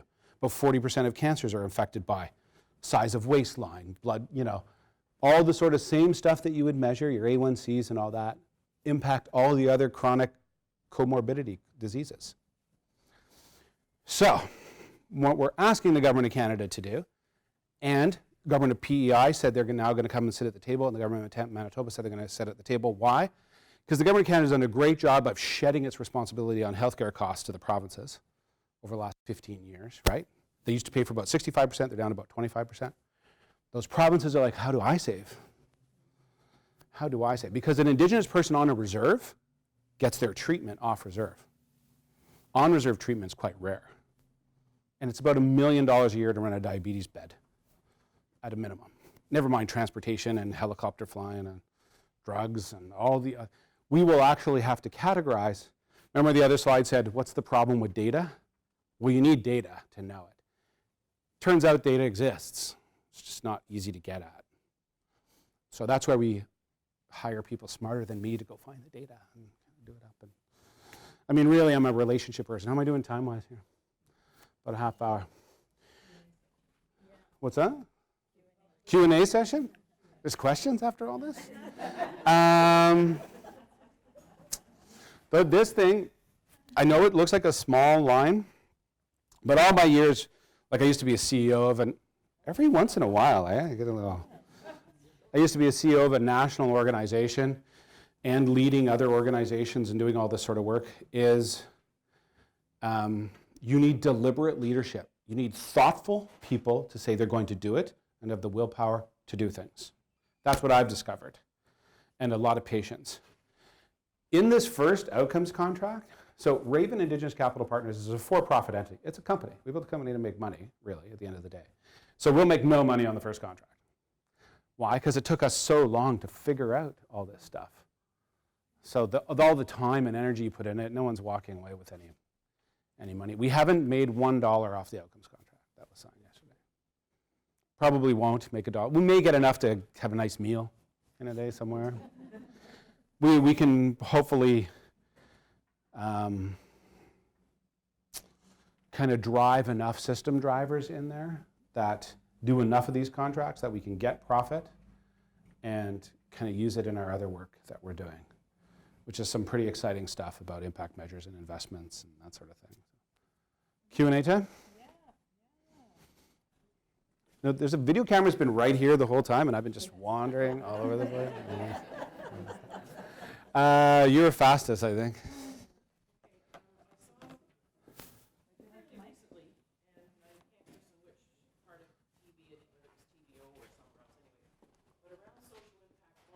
And how their experience in the U.S. with them, and the big caution, and it sounds wonderful to start with, and your model looks like you've got it nailed. Keeping community need and community, foremost, and insist all the way through the end, never lose that focus. Because once the big money, which is founded on greed, and their investors, and on it goes, once they get a hold of this, it's just another instrument. And the danger then is they decide what's going to be done, what kind of outcomes they're looking for, and they'll look for and cherry pick the ones that will net them the best money, and the real needs, these will be peripheral silly stuff that they invent, and the real stuff gets neglected. Yeah. So that's the caution to the audience. You know this, I'm sure. Okay? So I have some opinions. So first of all, I need to give credit to social impact bonds for opening up the marketplace. Okay, they were first to market. They're flawed. I believe they're flawed, which is why we don't do them, why we only do community-driven social finance tools. And when we say community-driven, we mean you go to the community and you talk to the community, and then you go back, and then you go back. We consider the community our boss, really. If it's not working for them, what's the point? So that's the first thing. So I give credit to social impact bonds for starting it. One of the problems I had was when everything's new and innovative, all of a sudden you get all this government/philanthropic money that shows up to be on the cutting edge. And what it does is it really skews the developmental costs. So some of those impact bonds, it's really hard. I used to sit on I was a board director for the Trillium Foundation, who I'm sure you know. I was their vice chair of finance for a couple of years. And I've seen some of the work come through on it. And Trillium's a great organization, by the way, a spectacular organization, doing things well. But a lot of the time, costs of development get hidden inside like government salaries and consulting contracts that are outside what's captured. And in some places, we know that the developmental cost is about 40% of the overall bond. So you had a $5 million bond, you had like a $1.4 million development. That's so skewed, you'll never take that to market. You know, only foundations and generous governments would actually invest in it. Investors won't go near that stuff. It's too expensive to start. So when I talk about market efficient instruments, bonds have kind of skewed that marketplace. There are now better bonds out there. Like the Israel one's not bad. The one out of Sweden I think is very good, and hopefully it's announced soon. So that's one of the problems is developmental costs. The other problem is those who have the money make the rules. Social impact bonds have largely been the product of governments working with a series of non-for-profits. I worry about two things. One, it's the government priorities again that get addressed, and government's generally not as in touch as we'd like them to be with communities. Well, there's a couple problems with just how they're done. I get worried that the social enterprises at the middle of it don't get enough reward for really hard work.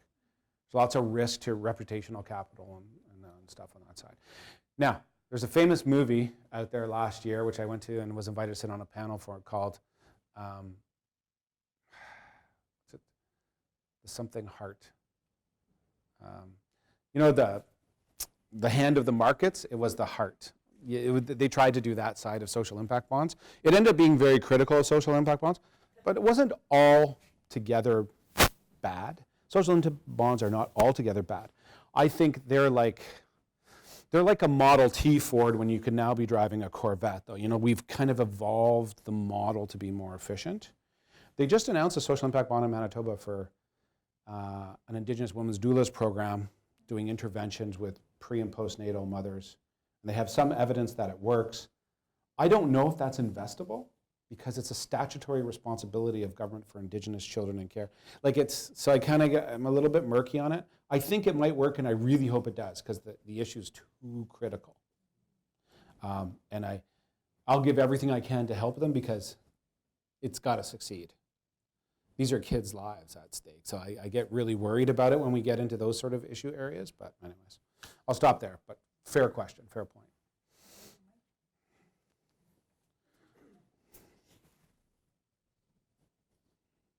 I've read and seen a lot about clean water issues in Indigenous communities. How can your approach apply to water issues?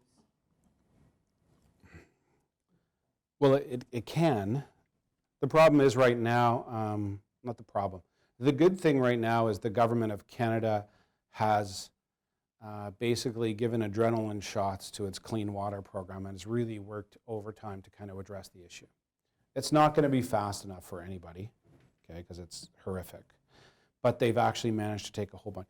The problem with the water issue, and I'm not an expert, so first thing I should say is I'm not an expert, is that when you train up and build capacity in community to do those things, but they go for higher paying jobs at other locations, which is their right to do, you basically created a brain drain problem. Then the management on reserve, like the program doesn't exist in perpetuity to train and to. I think the answer, in my opinion, to most of these infrastructure projects like that is social enterprises, generally that are owned by communities. So the communities both benefit from it and also manage it over time. Just community-based again.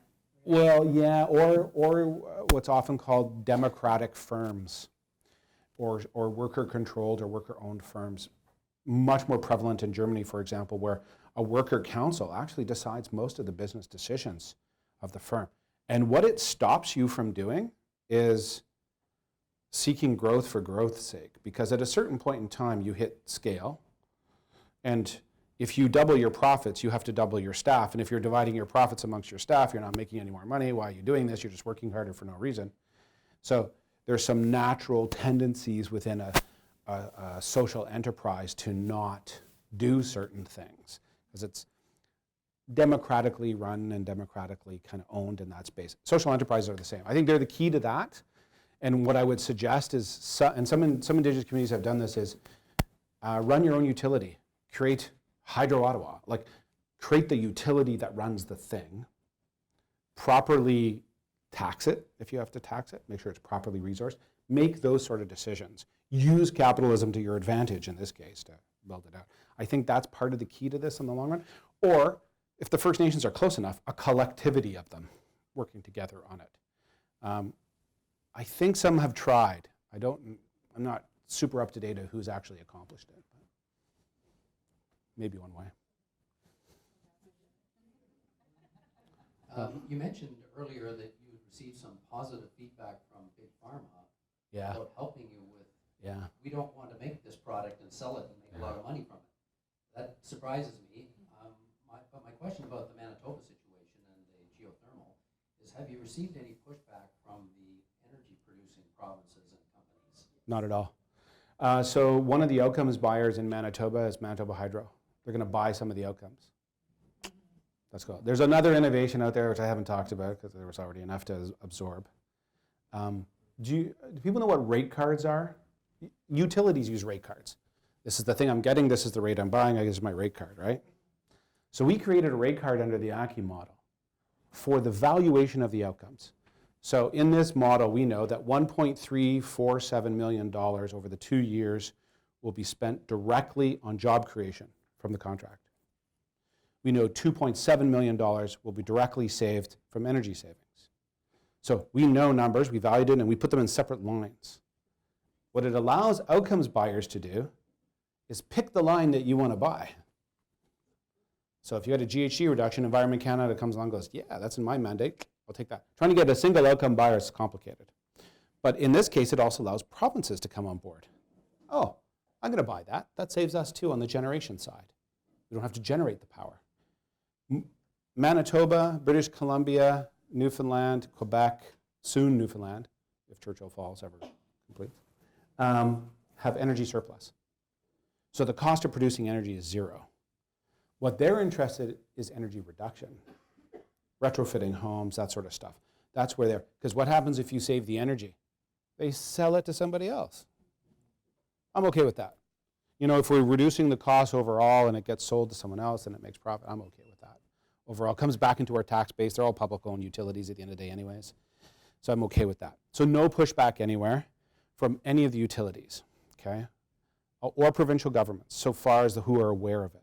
Actually, in the diabetes case, the two provincial governments asked us to come on board. So, okay. Big Pharma, some of the big pharma corporations are actually owned by foundations. They are themselves a creature of foundations. This is a European model that's fairly extensive now. And their interest is to work themselves out of business. We're talking $2-3 billion a quarter. These are big, profitable companies. And they want to invest in doing the right thing. They don't mind making pharmaceuticals to help people, but they also want to invest in the right things. You know, the Nordics are especially advanced in that. Some of the American big pharma aren't there yet, but they'll get there. You know who I think will come next is insurance companies. Right? They're all over metrics. They're all over this stuff. The big money savings. It decreased the risk. Insurance companies are in a really tough spot now. Environmental degradation is so bad that their claims are going through the roof. Like, I saw a speech by the head of, I think it's AIG in Europe, and he said, you know, we're talking about the temperature degree and the rise of temperature of the planet. I'm really off topic here, by the way. It's okay. And the rise of the temperature of the planet. If, you know, we have irreversible change at a half a degree. Weird echo.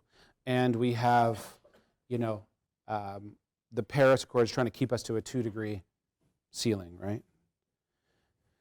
And then the insurance companies are starting to model 2 degrees, 3 degrees, 4 degrees. And what the head of AIG said is, stop modeling after 4. It doesn't no longer matter. Okay? So it's crisis moment. That's all gone. Like, so I think insurance companies are actually next on board. hey, can we do small localized community changes that actually decrease the footprint? So the biggest problem in Canada is coal and diesel and what it puts in the air, and well, that's why Canada's at twice the pace of everybody else. One of the reasons at twice the pace of everybody else. Anyways, I don't know if I answered your question. I forgot the question now. The lady with the back was next, sorry. This has been really inspiring listening to you. Most of us are retirees. Most of us have pensions, including the Canada Pension Plan. My concern is with our governments and their limited vision, that they will intervene somehow and cause some difficulties. But what I really like about what you're talking about is going into the communities, helping them, and then reinvesting, that you're educating them and giving them skills. And I like the idea of the coalition. I hope it goes well. I just hope the governments don't interfere. I'm not worried about the pension plans, to be honest. We need outcomes buyers. If you go to scale, a lot of the time that's going to be government, which is fine because the economic arguments for them will likely work very well. You know, on the issue of being a pensioner and owning part of a fund, as having your investment in a fund or a pension plan, you actually have the power of voice. Now, you may not seem like it in these gigantic funds, but I can tell you, if you get enough investor upswell, they're going to listen. They're going to be very worried that their investor base is very worried about what they're doing, and you can start to change mandates. So, I was at Queen's School of Business giving a talk on social finance, go figure, and I was talking to the student base, and they said, well, hey, look, we convinced the Queen's Business School to divest itself of petroleum investments. I said, that's great, and they wrote a charter and they put it on their website. I said, spectacular. My question for you is, have they actually done it? And the answer was no. It's been up there for 4 years and they haven't done it. So keeping them honest comes from people like you. Like it comes from the, you know, the worst thing for pension funds and universities and big funds is bad PR. That's the worst thing. They fear it more than anything else in the world. So if their investors start saying, and here's where I noticed a change. So I did a panel with UBS Wealth Management, you know, UBS, the bank. You can't get an account at UBS for a minimum of $10 million. So it's all high net worth individuals. And a lot of those are millennial class people because they're new IPOs and tech companies and they've come into money or inherited. So right now you have the biggest transition of wealth in human history taking place between your generation and my generation. And the generations are asking for, what's my social and environmental impact? What investments are you putting my money? And I want to know what it is. And so they are changing the way, like I said, you won't see impact investing in 15 years because everyone's already asking for it. So people are starting to change the way that they approach it. And I think you have the power. It'd probably take 10 people, even if it's a fund of hundreds and hundreds of thousands of people. I don't know, if I'm a fund manager, and if 10 of my investees said, or investors said, hey, we got a problem with this, we want you to answer us. You're obligated to answer that as your fiduciary. So you're starting to create paper trails and people responding and people to think about it. And I actually think you have the power to, I know, I'm corny, you have the power to change it if you want to, but I actually think that's the case. Hi. At the risk of sounding like I'm appropriating an amazing idea, I think what you're doing is great. Couldn't that same idea apply to social problems that we have here? For instance, you know, in Scarborough, there's a need for more social housing or more, well, at least low affordable housing, let's call it. You know, could there be community initiatives to get business to build those, and so that they fulfill the same outcomes that you're talking about, to help people find homes in this area? Just a thought. Right. So it can, in my opinion, it can be applied to almost every social problem. There's levels of complexity. A piece of investment advice when you're building things, keep it as simple as possible. So the harder it gets, the harder it gets to do. But it can be applied to anything. Social housing has a lot of steam behind it in Canada. There's a lot of money being put into the social housing market, and it's never enough. One of the most successful social finance tools that I have seen in operation was in Toronto by CSI, the Centre for Social Innovation, which issued community bonds on 3 buildings. Not at the same time, but 3 different buildings. They built a massive base of social innovators inside these buildings, and they funded it through $2,000, $5,000, $10,000 investment from community people owning the bond. They're also your greatest PR tool, right, at the same time. And I credit Tanya Sermon and the crew over there who did that. It's a really great innovation. So you can do, and what I want is Indigenous communities to do this, to build community-based structures financed in a different way. Because it's always, oh, we're going to wait and ask the government of Canada to fund us, or the government of Ontario to fund us, or the municipality of Toronto to fund us, or Scarborough. You wait a long time. You really do. You'll wait. I mean, the lineup for schools on reserve is like 150 or something, and they do like 4 a year. Like you'll never get where you're going to go in that way. I think, and there are people much smarter than I am about the housing stuff. We tend not to go there because there's smarter people doing housing who know what they're doing to do social finance. If you get enough community people interested and engaged in it, like willing to do a community impact bond, get some social finance startup funding, get a bank like a credit union who's into the space, who's owned by cooperatives. I think cooperatives are the way to go, by the way, by and large. Then you're going to get enough groundswell to support, but you're going to have to lead it. Do you know what I mean? Someone has to start saying, we need social housing. Here's what the case is. Here's what we need to do. And I find it very compelling for politicians and bankers, and they have a hard time ignoring when community steps up and says, okay, here's what we need. Like, how do you say no to that? It's very difficult. And I just wanted to add my 2 cents in too with that. Is Mitzi Hunter and a bunch of other politicians got together with exactly this type of idea with the innovation hub here in Scarborough at Kingston and Galloway. And sadly, a lot of the residents around that area didn't want to support it. And this is what we're talking about is the need for advocacy for social innovation and social impact models as to how they can help community here. That we really need to get the word out there because this was a great idea, you know, and sadly because of the lack of education and knowledge that sadly a lot of the residents turn that down. So that's the sad thing. You know, we have all these great ideas. And that sounds like lack of good information. Mm-hmm. People say, oh, it's low-income housing in my backyard. Oh, please, no. Like, really, I think we're more mature than that at this point in time. But anyways, I don't know if there's... Yeah. Having worked with some community groups, I would say NIMBYism is a real problem. People are very happy. Closer. People are very happy about the idea of social housing, but when it's going to be right next door to them, you meet an awful lot of resistance. But anyway, that's not my question. My question is, if we're going to save our planet from being completely done in, how can we get more Indigenous people like yourself into positions of power and authority, bringing with them the values and the ideals that we would all like to see incorporated in our lives, but it's not happening. So how do you get some of your young people to aspire to go into this and make a difference?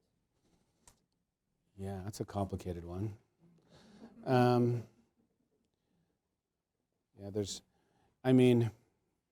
We're kind of at a generational shift with Indigenous people.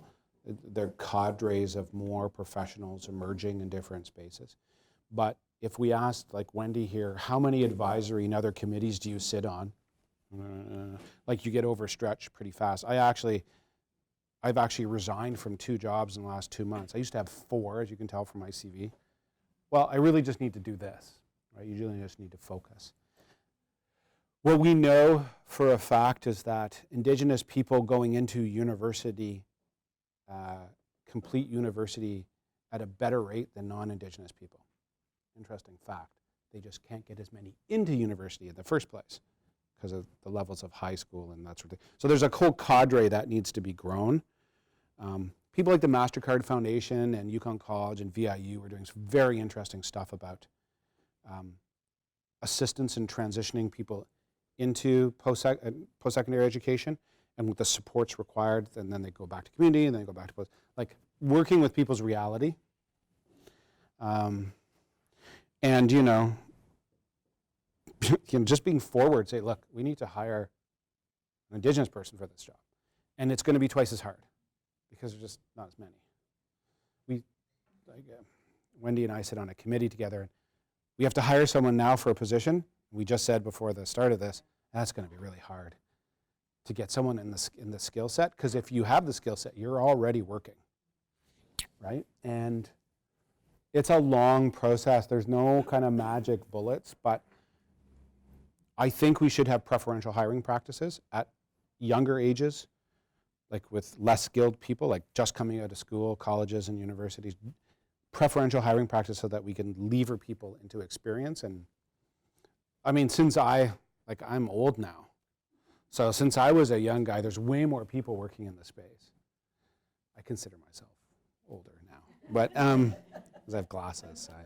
My kids tell me I'm old. So, I have 5 kids. Oh, you're the old guy. So it's a complicated question. I don't think it's an easy answer either. But there was somebody else.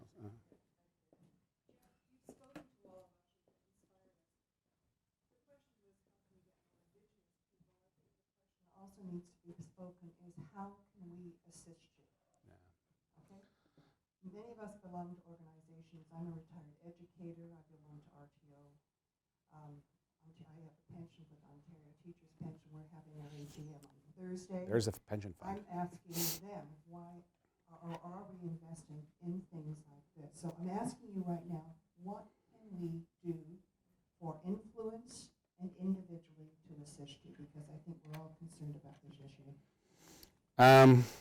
You need to ask very pressing questions of the investment policies and committees of the organizations that you're invested in. Very pressing questions. I can tell you for a fact, the Ontario Teachers Pension Fund, they're as much in ETFs as anybody else, exchange-traded funds, like open stock market, great rates of return, monster funds. But, wealth generation for the sake of wealth generation is kind of pointless. So in some of our Indigenous communities, I actually have a point, I'll come back to it in a second. In some of our Indigenous communities, hoarding wealth, like collecting wealth, like you're a multimillionaire, you're 10 million, is considered an illness. You acquire wealth to give it away. Potlatch ceremonies are famous. Poorest person in the village in potlatch ceremonies is the chief, giving everything away on purpose. That was their role to do that. I think we have wealth wrong. We need to ask ourselves when enough is enough, when greed takes over, right? That's the one thing that Marx in his theory of capitalism kind of very clearly pointed out. It's very hard to control for greed, right? Greed is there, and we need to change the way people think. And we do that by influencing those places where you do sit and where you do invest. And to ask questions like, are we investing locally? That's a good one. Yeah, I wouldn't expect all of them to invest locally. I don't say that's the only answer. Are we divested of products and things that'll, and you need to, sneaky, because you need to look deep into portfolios. Because you'll be a fund of funds. They'll be invested in a fund that's invested in another fund. And you need to look really deep into see what is inside that. I have trouble with my own bank, my own pension fund when I was worked with the feds. Okay, I'm an impact investor myself. I need to see deep down what it is. And both my wife and I have made the decision to pull our stuff from our investment funds and to go directly into impact investing, which you can do. On this stuff, I have the first investor in this, the first kind of real investor besides the 2 who kind of helped us get going, is a 20-year-old Indigenous woman out of Victoria named Sage Lacerte. She, at 20 years old, managed to save $20,000. I was not that person at 20, I'll tell you that much. And she said, she went down to the bank with her father, who's a friend of mine, and said, okay, let's go invest this. And they got not great answers from a financial advisor. Because they are, banks got hit certain quotas and numbers and move people into their products. She said, what else I can do? Can I, talk to Jeff and talk to you about that social outcomes contract I heard? I'd rather put my money in that community and I get a guaranteed rate of return of 4%. Okay. you leave it in a savings account or a GIC or a short-term, you're not going to get that rate of return. So it's financially sensible anyways. But I don't want my money to just sit there. I want it to do something. I don't want to support Shell or Manulife. They don't need your money per se. So I think it's putting pressure on those places where you can put pressure and asking people to open their eyes. I haven't really thought about this question in detail. I guess I'm so busy doing the doing that I sometimes don't step back from it. But I think I know for a fact that investors have influence over the funds that they put money in. And even if you have $100,000 or you have $5 million, you have a kind of an equal amount of influence over the fund. And there are ways to show up at shareholder meetings and other places and annual meetings and ask questions and send them in by email and send them in by phone them in. Can you answer these questions for me? And if so, why not? Why are we not trying to do impact investing? How are we helping save our planet? It's a finite resource, we're about to blow it. So there's a gentleman at the back who's been waiting a long time. No? Okay. That's great.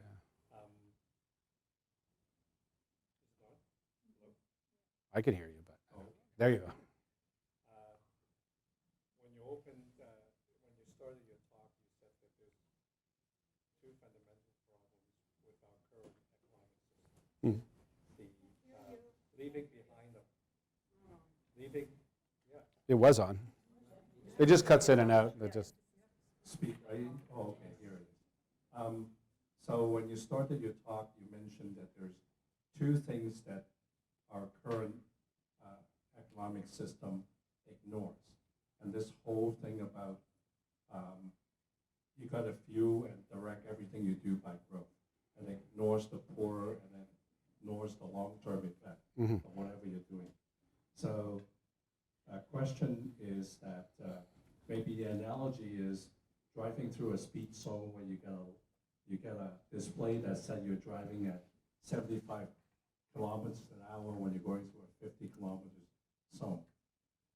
Have there been any attempt, or is it even doable, to have a separate metric against these investment vehicles to say, okay, despite the return on investment that you gain by investing in this vehicle, you're actually not accounting for total cost, this holistic approach. In other words, your investment rate of return might be at 7, but netted out through the other social costs, et cetera, it's actually giving you a negative return or even a 1% return, so that the investors are more knowledgeable about the negative impact they are imposing on the environment and the social infrastructures by investing in this particular vehicle. okay. So I like the analogy, except if you're going 75 kilometers an hour and at the end of it, there's a concrete barricade you're going to hit. That's the only addition to your imagery. So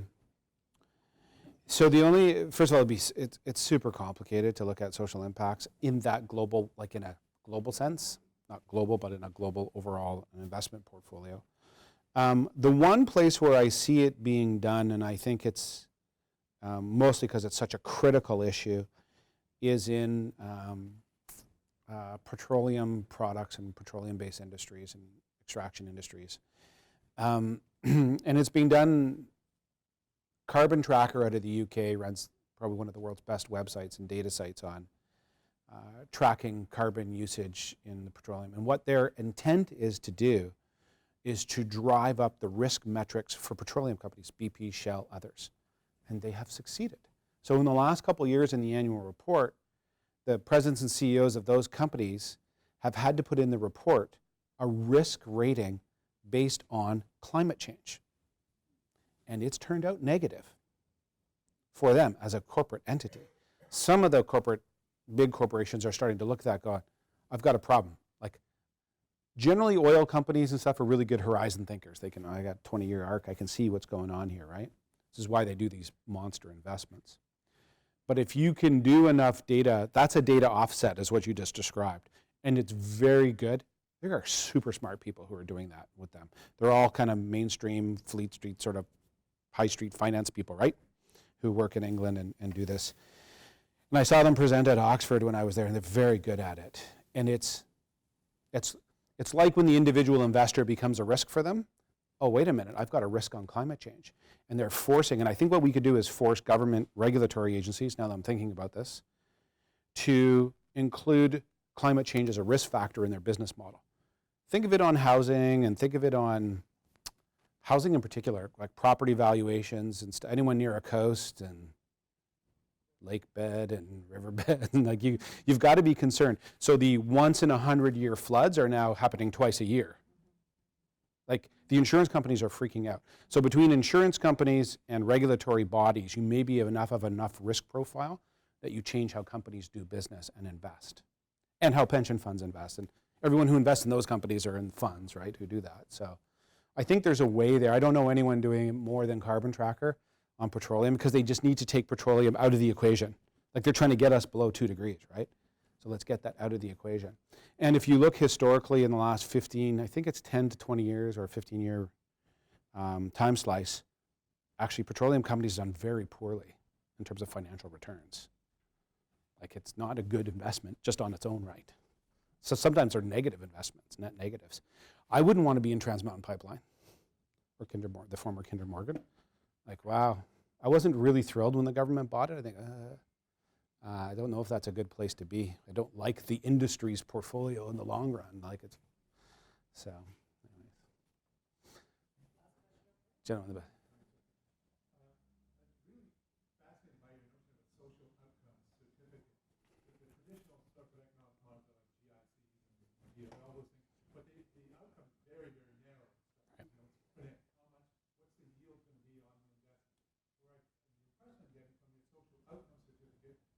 Finance plus all those other things that need to be incorporated, because if you don't pay attention to them now, your financial interest down the road is really going to be in trouble. Yeah. And all that sounds really good, but there's this thing I spent 30 years in public service, and we used to have this thing called the law of unintended Consequences. Yeah. And things all of a sudden, and the officials go, oops, we didn't see that coming. Oops, now what do we do? Yeah. And what I found is that these sorts of new models, which I call conversation about the same old problem, yeah. But it is a new way of thinking, a new way of doing things. They're terrific and they're really tremendous. But when the pressure is on, the government, and particularly the elected officials, they get skittish and they get nervous and they jump back to the old traditional models. Well, what's the yield? What's the economic model? And it's going to hit somebody's pocketbook. Uh-oh, can't do that, can't do that. And I just wondered, not only suggestions, but how they can, I guess, grow a spine for heaven's sake. So I've got to answer this question, okay? Because it's something that actually we deal with all the time. So, and we saw that in the first collapse of the first negotiation, a set of priorities that was different. Now, it wasn't a financial year priority; it was a policy priority, but it doesn't really matter. So my advice to folks in the creation of new things with the Government of Canada, especially on Indigenous issues, but on most others as well, is you need to build and demonstrate. You need to build the road and invite them on it. So we are going to build the road with Community Foundations of Canada, show the model where you get a financial return. Here's the second part of my answer. Financial return with the social return. The financial return is good on its own. It's way better with the social return. And hopefully you get an avoided cost metric that works really well for you in the long run, right? It's the packaging of it that makes it very compelling and hard to ignore for if I go in and I talk to, I won't pick a politician right now. Let's say I go in and I talk to a senior cabinet minister and say, I'm going to give you a rate of return, a social outcomes, a community blessed and driven initiative. I already did it and proved that it worked. We know the vehicles. Developmental costs are now lower because we've done one. The R&D part's done. They're going to have a hard time saying no. Who says no is officials underneath them in departments. And they say no, not because they're bad people, but because they have muscle memory of doing things in a certain way. So they're used to contracting. I contract, I do G's and C's, I do this, right? So we need to break the muscle memory. It's starting to happen. So at the lab yesterday, we had 4 federal officials sit down in an open-ended conversation that did not request anything of them but their presence through a 10-month process. Play with us in this space. And we do have, without getting into politics, we do have a little bit of a shift in the federal public service for sure. Don't see that in Ontario on a provincial level right now. I'm guessing, but anyway. I don't see it in Saskatchewan. I do in Manitoba. And you know the thing is, as a social finance tool like this is equally as appealing to a conservative politician as it is to a liberal politician.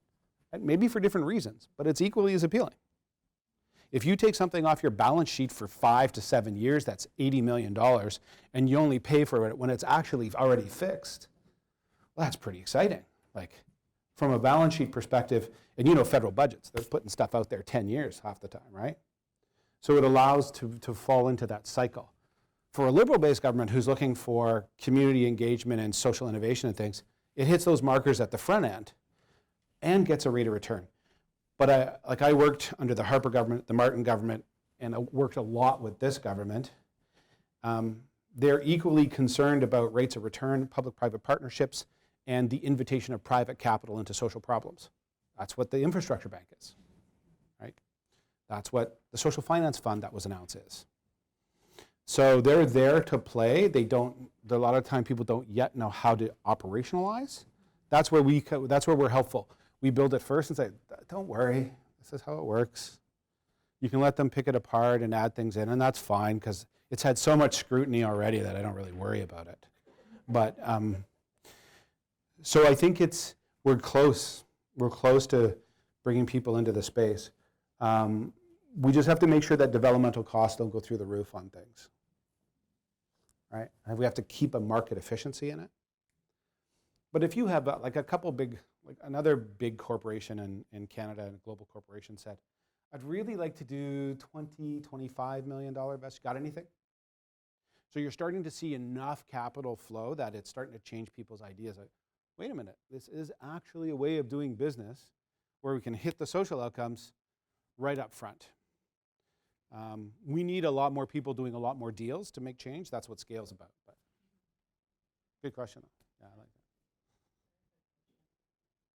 So that was our last question. If not, we're going to be here all afternoon. I can keep talking. I have a meeting. So I'd Yeah. like to say, Chimigwetcha, thank you for that. Thanks for your time.